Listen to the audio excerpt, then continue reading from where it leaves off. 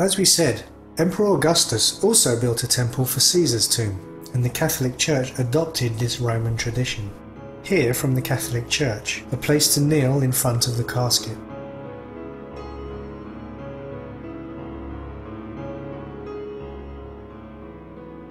Here's a monk kneeling and praying to the dead.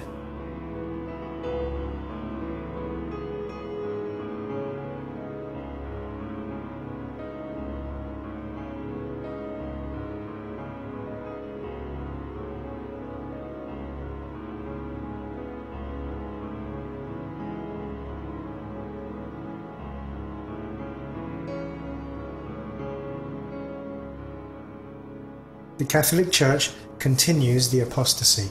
Here, baby Jesus is covered in gold. Here's an idol of God in gold.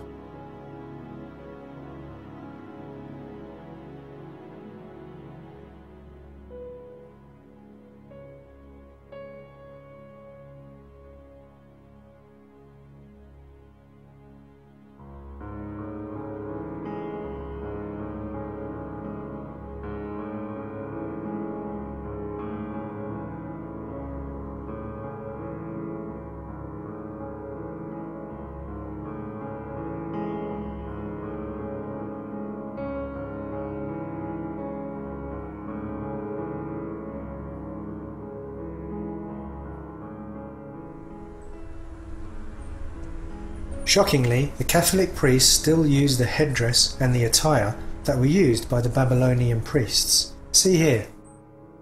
The priests in God's sanctuary had a headdress. The Apostle Paul tells us that Jesus took over the priesthood after he ascended, and he's now the high priest in the sanctuary in heaven. The Catholic Church was never supposed to carry out the priesthood. That was given to Jesus alone. The Babylonian priesthood was well known for its grand headdress, the fish mitre.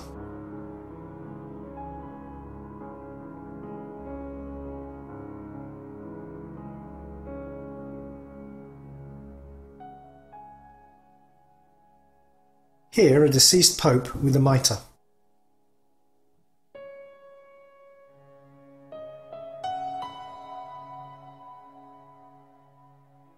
This is an Egyptian hat.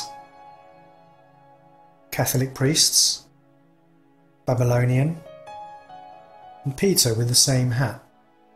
This hat is from Pergamon. You can notice two flaps protruding from it. The Pope's hat has the same design. The triple tiara was a crown that symbolized power, here from Babylon. The Pope also has a triple crown. The priests and kings in Babylon used this symbol around their neck to show that they had submitted to the sun god.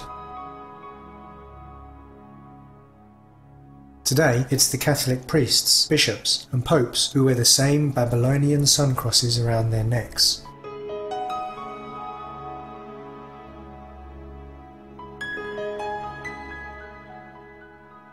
Here we can see it from the sun cult in South America. Here is the serpent god himself with his symbol on the shield. Here from a Babylonian cylindrical seal. And here you can see it on the Catholic clothing. Everywhere in the church, the sun god is honoured. This was also the symbol of Baal, with a circle around the cross. Now, Baal's symbol is placed behind the head of Christ in the Catholic Church. Do you recognise this church symbol? Originally, it was a Greco-Egyptian symbol of Isis, Serapis, and Dionysus. It's just been adopted straight into the Catholic Church.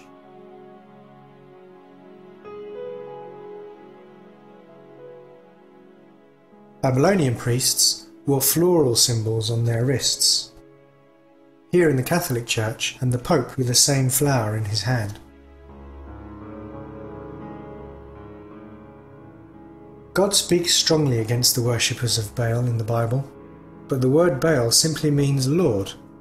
Their supreme god was named El, just like the name of the Israelite god, El. That's why it could be confusing, but it wasn't the name they used that showed if they worshipped the true God. It was their obedience, and if they kept God's commandments.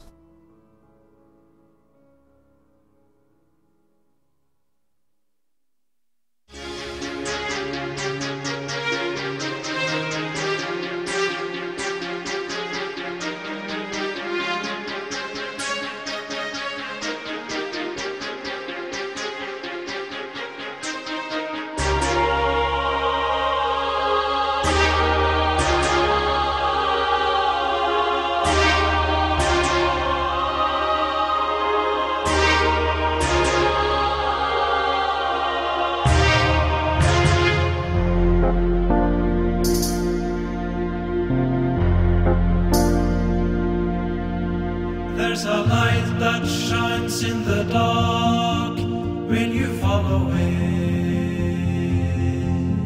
Will you turn from your ways that lead to destruction? There's no sin that you can't overcome in the name of the Lord, as long as you put your trust in Him.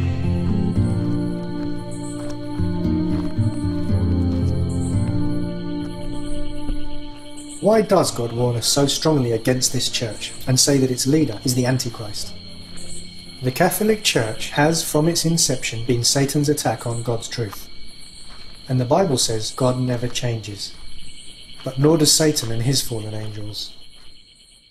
Here, we can learn from the devil's attack on Israel. First he tried to kill them, but when God protected them and the devil failed, then he deceived them into mixing paganism with God's truth. Satan did exactly the same with the Christian movement.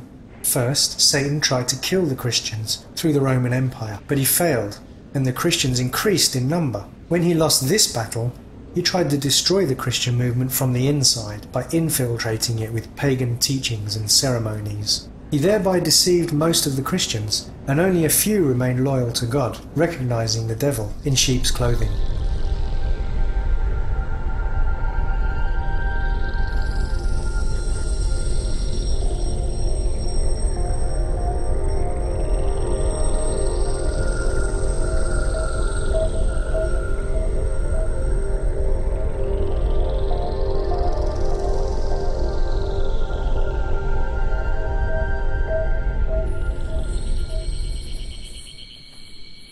To deceive the Israelites into worshipping Baal, Satan tricked them into praying to the dead. The dead, as the Bible says, are sleeping in the grave. Therefore, it's only the fallen angels who answer those prayers. And by doing this, Satan usurped the place of God in their lives. The exact same thing that happens in the Catholic Church today. The Catholic Church has deceived them into praying to dead saints, and even Mary, who's also dead in the grave, instead of to God. Thus, Satan steals their prayers and usurps their loyalty. And all this in the name of God. God has to warn people against this, to give them a chance to wake up from this deception. In the same way Satan used the Roman Empire to persecute the Christians, he now uses the Catholic Church to destroy them with idolatry. In addition to this, the Catholic Church killed many of those Christians who refused to follow their paganized form of Christianity.